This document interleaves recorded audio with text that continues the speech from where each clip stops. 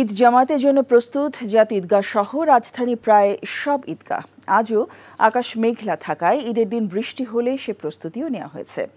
এসব নিয়ে আরও জানতে যাচ্ছি আমাদের সহকর্মী শফি মাহমুদ সাগরের কাছে। সাগর, রাজধানীতে ঈদ জামাতের প্রস্তুতি কেমন দেখছেন? আরেকটি বিষয়, ঈদের দিন আবহাওয়া কেমন থাকবে, এই বিষয়ে কি বলেছে আবহাওয়া অফিস?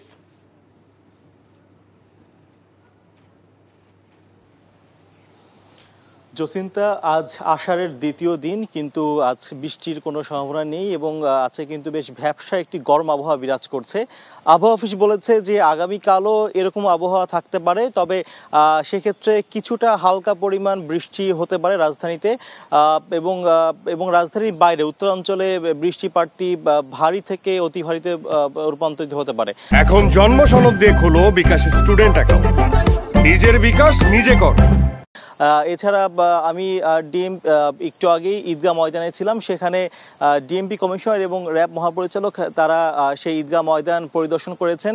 তো সেখানে মূলত তারা বলেছেন এরকমটাই যে আগামীকাল সকাল 7টায় ঈদের প্রধান জামাত সেখানে অনুষ্ঠিত হবে, কিন্তু যদি এমনটা হয় যে কোনো কারণে খুব বৃষ্টি হলো এবং সে বৃষ্টির কারণে সেখানে কোনোভাবেই জামাত সম্ভব হচ্ছে না, সেক্ষেত্রে মূলত সেই জামাতটি শিফট হবে বাইতুল মোকাররমে এবং সেখানে সার্বিক নিরাপত্তা ব্যবস্থা তারা পর্যবেক্ষণ করছেন। তারা জানিয়েছেন যে নিরাপত্তা নিয়ে আশঙ্কার কিছু নেই, সেখানে 5 স্তরের নিরাপত্তা বেষ্টনী তারা দিয়েছেন, যাতে করে কোনো প্রকার বিশৃঙ্খলা কিংবা কোনো প্রকার অপ্রীতিকর অবস্থা যাতে সৃষ্টি না হয়। এছাড়াও তারা বলেছেন যে এই ঈদে যে ফাঁকা রাজধানী রয়েছে সেখানে মানুষের যানবাহন নিরাপত্তা দেওয়ার জন্য তারা আসলে প্রস্তুত রয়েছেন। তো বলা যায় যে সার্বিকভাবে এখন ঈদগাহ ময়দান পুরোপুরি প্রস্তুত রয়েছে এবং আগামীকাল বৃষ্টিপাতের তেমন সম্ভাবনা নেই, খুবই হালকা পরিমাণ বৃষ্টি হতে পারে। তারপরও যদি সেটি ভারী বর্ষণে রূপান্তর হয়, সেক্ষেত্রে আসলে ঈদের প্রধান জামাতটি সেটি বাইতুল মোকাররমে স্থানান্তর করা হবে।